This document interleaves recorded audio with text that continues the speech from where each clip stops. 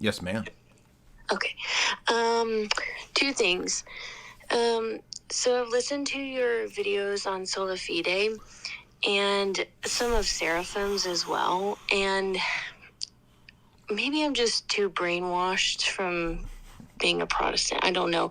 It's not clicking with me. I don't understand it. So do you know of like another YouTuber or someone who's written a book like that has written it to explain it for like a child, like really dumbed it down?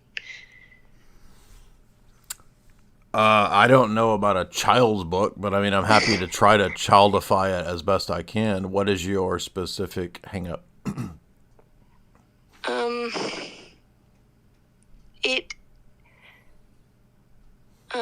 it, I can't differentiate it from what I was taught growing up. Like, and maybe sometimes I wonder if it's like the words have different meanings, if that makes sense. So like, Yeah, sometimes they do. So that's probably yeah, part. That's and probably so part of it. yeah, so it's like you guys sound like you're saying the same thing, but I know that there's a difference. Like intrinsically, I know that, but like I said, I almost Okay, well, wonder if let's talk about. I'm not sure what your yeah, background is. Is it evangelical or like classical Lutheran, Calvinist? What's your background? evangelical.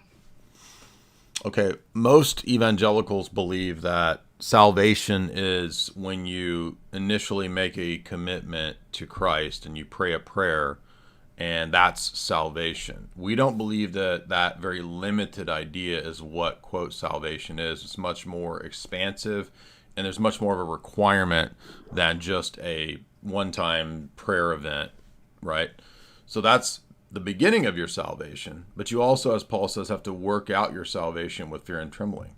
You also have to do good works, which demonstrate that you really were converted and that you really did undergo a change. So all of those things are necessary, as well as persevering to the end and growing in grace and becoming godlike through living the life of an Orthodox Christian in the sacraments. So you need the grace of the Eucharist, confession, all those things that are in the Orthodox Church as a kind of consistent lived life so that you persevere to the end.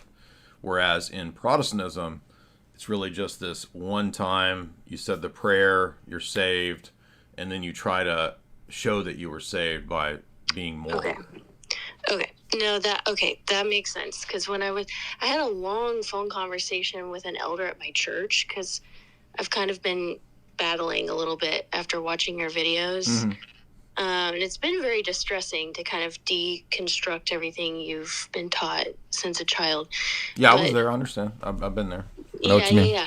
And the deacon basically agreed with me about everything, which they were just your arguments. I just kind of like, I was agreeing with you, kind of laying it all out. And they The were like, deacon at your evangelical church? Yeah. Okay. And so that kind of, I was like, okay, well, that's not really helpful. So, but then so that was Sola Scriptura. And so now I'm trying to sort of go to the Sola Fide. Now I'm trying to just go one by one and kind of deconstruct things. So thank you for explaining that. Second thing real quick on this Charlie Kirk thing.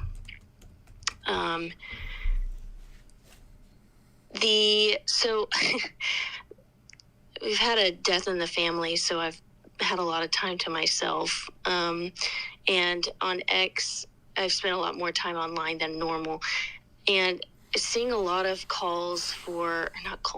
but sort of, it seems like the conservative side of the aisle is sort of, there's accountability for what you say online at your workplace. There's sort of no more Mr. Nice Guy kind of attitude on the right. And I empathize with it and somewhat agree with it, or I guess I do agree with it, but I also understand that like emotions are really high, and I'm sort of concerned that I'm being kind of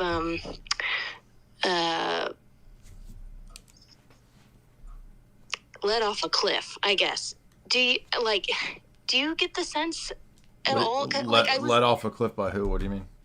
well, let off a clip. Like sort of. It seems like all the main people on the right, and I feel like I listened to a lot of them, but like even JD Vance this morning, he was saying no unity with these people who are celebrating the death of the murder of someone, and I don't necessarily disagree with that, but I'm like, okay, are we being led in a direction that is going to nowhere good? Do you know what I'm saying? Do you? I mean, I don't know about that. I mean, I would definitely be skeptical of any people in government or in political positions like that, in general. But that phrase itself, I agree with, because I think this has shown everybody that we're 10, 20 years past the idea of civil debate. You're not going to debate with possessed demons, right? It's like, I'm trying to reason with Lucifer, and he just keeps lying and disagreeing with me. I don't understand what's going. It's because these people actually have spiritual things going on. So, no, you're not going to actually be able to reason with people who are openly sons of Belial. And that doesn't mean that those people can't still be saved, that God's grace can't reach them. But the further that you go down this crazy spiral of wickedness, let's understand the books of the Kings, as I talked about today, if you heard my 4th hour. We forget some of these verses where we have these descriptions of these types of people that are willing to engage in very radical political action, shall we say. And how does Scripture describe them? Does it describe them as people that we need to immediately kowtow to and try to find common ground with and try to... No, it calls them sons of Belial. Okay? You have not read the books of the Kings? There's no extension of grace to wicked murderers other than the grace of what ought to be the death penalty. Did you know the death penalty is an action of love and grace? When a person is so advanced in their wickedness that they're a danger to society and themselves, at a certain point in a just society, I'm not saying that any person can do this, the civil magistrate, the state has that role and that authority. In traditional Christian teaching, Romans 13, Paul says, the state has the sword as an executioner, a diakonos, a deacon. So the state actually has a almost diaconate. It's a lower level of clergy role. That's why the Byzantine emperor could sit behind the iconostasis. He is equivalent to a diakonos. And he holds that sword, not just Romans 13, but Paul says to Timothy, also as a means of a deterrence. And nobody before the year 1900, unless there was some kind of weird fringe pacifist, ever believed that you should get rid of the death penalty. It's a very modern, pacifist, ridiculous idea. The church fathers talk about the death penalty all the time. Classical Christian Orthodox countries, countless statements about the death penalty. Code of Justinian, on and on and on.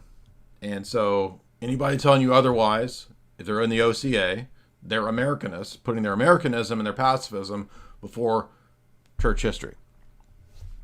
Their own church. It's amazing the level of ignorance people have of their own church and their own Christian nation's previous policies. Imagine trying to be a Serbian king fighting Muslims and being a pacifist. This is so stupid. I mean, it's utterly that we have to explain to people basic morals that are not even that controversial in the history of Christianity, and armies of clergy and liberal theologians will just denounce the ortho bros, and it's like what? Where are you? Like, what world are you living in?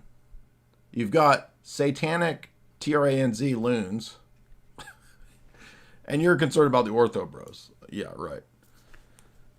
The sons of Belial shall be as all of them thorns thrust away. Two men who were sons of Belial. That means worthless persons. 1 Kings 21. There came in 2 children of Belial, and they lied in a political conspiracy against Naboth. And they were working together with the wicked king so that Jezebel and the king could steal Naboth's property. This, by the way, becomes a type of the death of Christ. And if you read the book of Matthew, when it talks about the parable of the vine dressers, the vineyard, it's parallel to 1 Kings 21, Naboth's vineyard. Naboth is a type of Christ. Clear as day. And everybody lives in this weird delusion as if Jesus is hippie Jesus and we're supposed to be pacifists and there aren't sons of Belial anymore. Oh, did the whole world change from the time of the kings? Because I sure do see a lot of demonic, satanic cults, people doing these kinds of actions, political conspiracies. Sounds to me like they're still sons of Belial.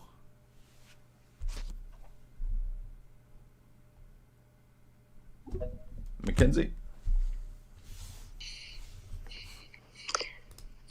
Yeah, I don't have a problem with the death penalty at all. I actually saw your ex post about that and thought it was really like a good take. Like I thought that was a really good explanation of. I've never heard of it before. Heard that explanation or rationale for it before, but I was just more. I like JD Vance. I don't have I don't agree with him on everything, but I guess I'm more skeptical, about. I think I'm just skeptical of leaders. Period. Maybe that's what it is. Where I'm just like, okay, where are we Well, going? I mean, we live in a situation where that's the natural response because of how corrupt and wicked leaders are. So, yeah, I don't blame you.